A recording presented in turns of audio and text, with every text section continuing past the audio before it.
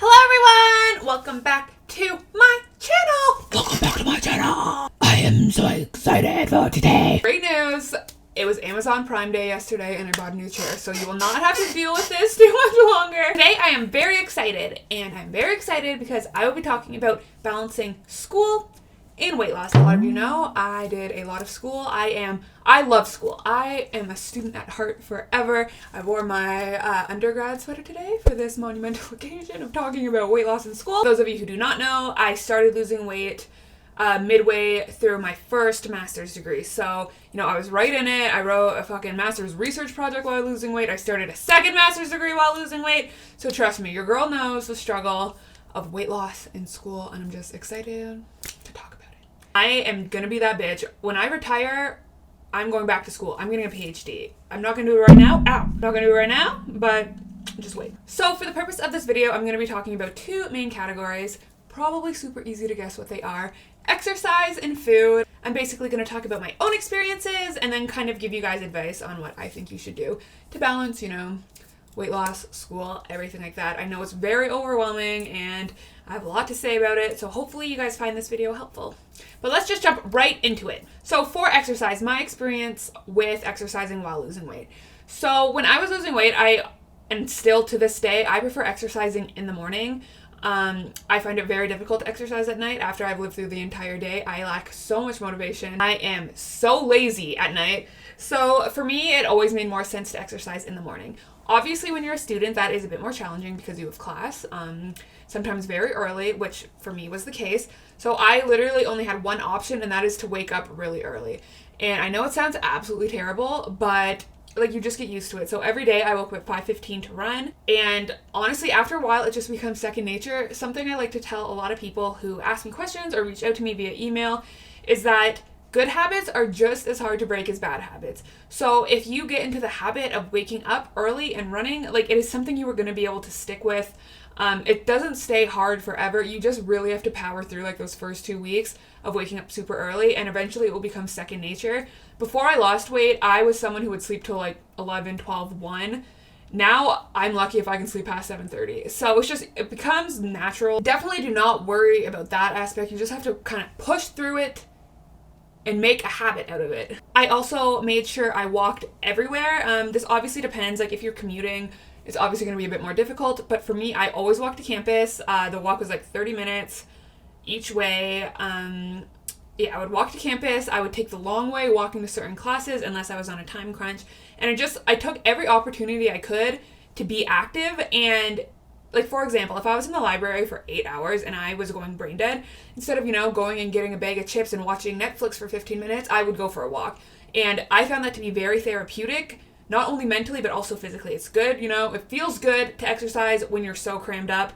And for me, walking and running have always been a release. They've just always been very therapeutic for me. It gives me time to think, not necessarily about school, but about anything. Just gives me time to recuperate from hours and hours of studying. I had a viewer ask if I sweat when I would walk to and from school. I didn't. I don't sweat a lot.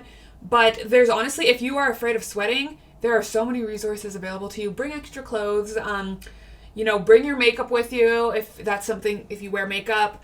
Also, most schools will have gyms, and most, gym memberships are covered through tuition, so you could always shower when you get to school. There's just a lot of things you can do. If you aren't into sweating in the morning, you can find a way to fit in exercise and through another time in the day. But like I said, morning was always easiest for me. By the time I got to school at 9 a.m., most days I already had 11,000 steps. And that's because I woke up to run in the morning and then I walked to school. So for those who maybe can't get up that early, for those who maybe don't feel comfortable running outside or walking outside, there are other options, that you can take to be active while in school. One of my best suggestions is to actually sign up for intramurals. So if you don't know what these are, intramurals are basically non-competitive sports teams. So at your school, you will most likely have intramural leagues. So for example, soccer, volleyball, football, anything like that. And you basically just go in with a group of people and you play for fun. There's no championship, anything like that. It's purely for fun.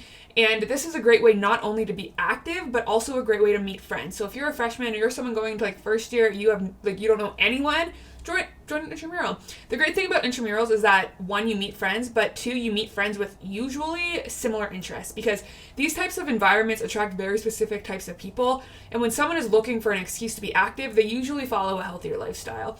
So I definitely suggest that. I know it can be challenging mentally, or I know it's like a lot of anxiety going into like new environments when like no one knows you. Trust me, I know.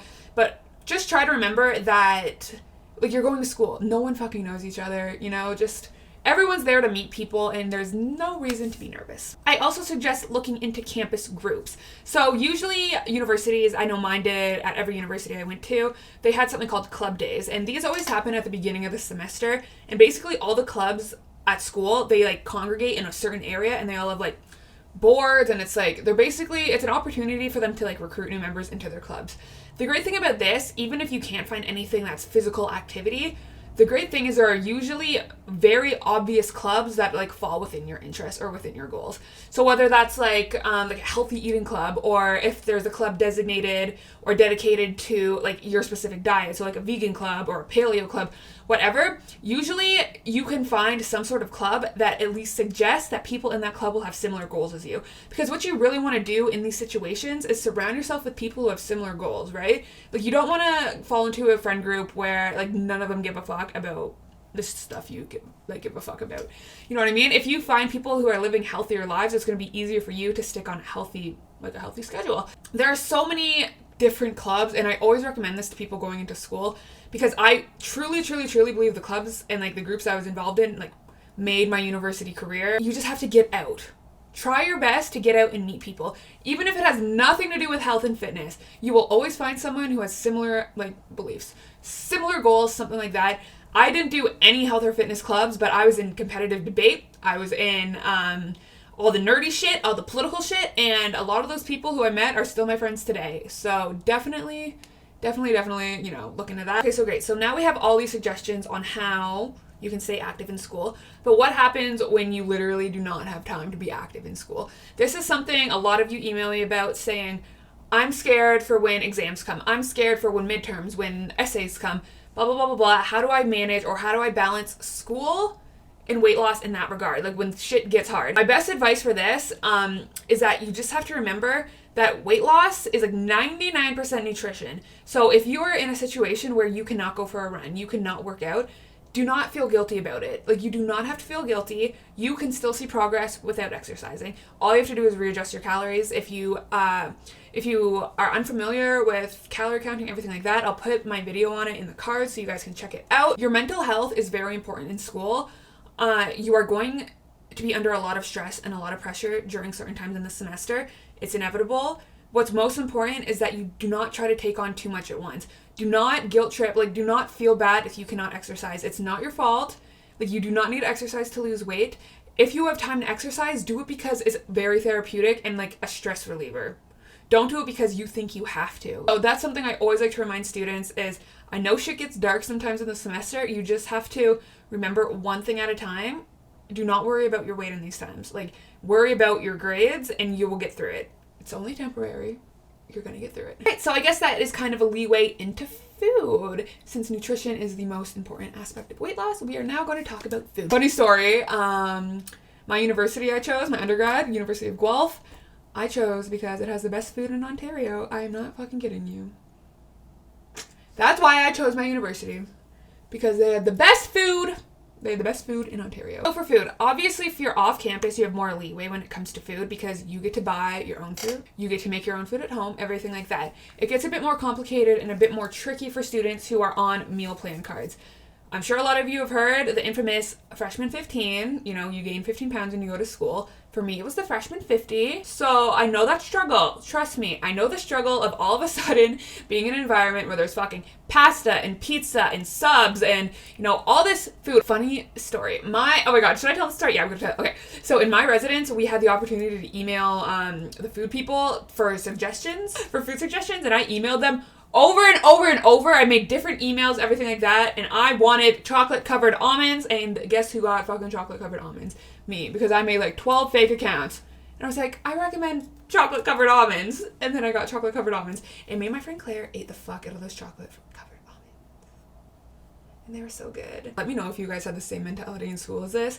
But when I used a meal plan card, in my mind it was like free food, because like it was prepaid, so I was like, boo, boo, boo, crackers, chips, yum, yum, yum. Also, my meal plan card, we could use it at actual restaurants, so we could like go off campus and go to like restaurants and use it, which was dangerous. But anyway, point is, when you're on campus, it's harder to control what you're eating. So the main question I got from students or from viewers was, how do you track food like in a cafeteria, like in a university like food court, something like that? Like, how do you track that when you don't know the caloric value? Honestly, there's no simple way to do this unless you want to guess caloric values, which it can be tricky because you don't know if something's like made in oil, like, you know what I mean? Like, that can be tricky.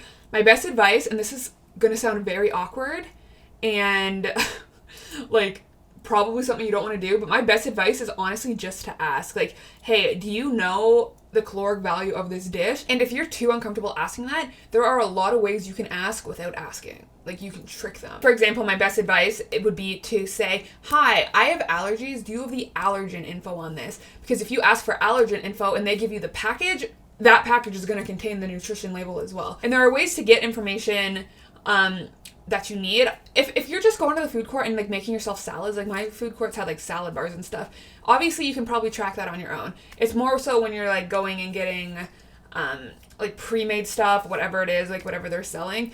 It is possible to eat healthier at school. It all comes down to being able to like have the self-control to not get the fucking pizza. I know it sucks when like everything falls on you, but like it really is up to you to not buy that food. And when I was in my undergrad, I was very guilty of getting very, very shitty food. Absolutely terrible. My go-to meal was I would go to Subway, I'd get my foot-long BLT with extra cheese, and then I would go to Starbucks because it was right beside it. I would get my fucking mocha frappuccino and my lemon poppy seed loaf and my chocolate chip cookie, and that was like one meal. That meal is 1,500 calories at least. You just have to find a balance between what's healthy and what is not. Obviously, I don't think you should ever, in any situation, completely restrict yourself. If your friends are having a dorm party and you want to have a slice of pizza, eat the fucking slice of pizza. It's one slice of pizza, you know what I mean? You just really have to work towards finding balance. If you are just going to school, like you're just going to, I don't know, a lecture and then going to eat some lunch by yourself, there's no excuse to eat poorly, so just try your best to, eat something more healthy. It's also a very smart idea to keep snacks in your dorm room. I did this a lot. Although not the healthiest snacks, I kept Ritz crackers, stuff like that, but you can keep healthy things. You're allowed to have a mini fridge in your dorm room at most universities. Definitely just keep some snacks in your room, whether that's like popcorn. Like, popcorn is such a good snack to keep because it's like good for studying, but also super low calorie if it's not covered in butter. When I went to like my master's programs, I would always try my best to find food locations that had stuff that was healthy, so it could be like a staple. My go-to meal once I started losing weight on campus was just like a hummus and tomato and cucumber sandwich. Like, that was my go-to thing. I would also get protein bars. Most universities will have convenience stores either on campus or nearby campus. There are a lot of things you can do to eat healthy. It all comes down to having the self-control to say no to things that you know you should not be eating. But like I said, it's very important to learn that balance. Your mental health is going to be challenged a lot while in school. Your mental health is very important. And I had very low points in my education career, most notably my first master's degree, where it was just very hard mentally on me. The weather was shit. It was fucking dead ass winter. It was just very hard, a lot of stress. You just have to remember that your mental health is very important, because when I was in this first master's degree, I was also a TA. I was a teaching assistant. I was waking up very early. I was marking. I was doing my own shit. And sometimes I just had to step back and say, you can lose weight tomorrow. Like, you know what I mean? You need to eat. Like, do not eat because it's not healthy. You need to eat. You need to fuel your body. That's the most important thing. Make sure you are feeding yourself what you need to be fed. Make sure you are, putting your mental health first. Weight loss can wait. Your main concern should not be losing weight during these times of stress. It should be not like binging, not, fueling your body stuff you don't need, not letting the stress or the pressure ruin your progress. You just have to work towards finding a balance that works for you. And it might take a couple weeks, it might even take a couple semesters, but what's important is that you do not give up, you just keep trying, because it is very easy to attain this type of balance in school. I did it, a lot of my friends have done it, and it's it's attainable. So I don't want any of you guys to stress or anything like that. I'm so excited for all of you going back to school. Honestly, I am so jealous. I love school, but I wish you all the best. Remember that it's just school. Life goes on. 5 years from now, you will not give a fuck if you got a C- on a midterm. Trust me, you won't. I thought it was the end of the world when I got a B- in economics, and guess who doesn't use economics ever? Me. So yeah, thank you guys so much for watching this video. I wish you all the best and good luck. Bye!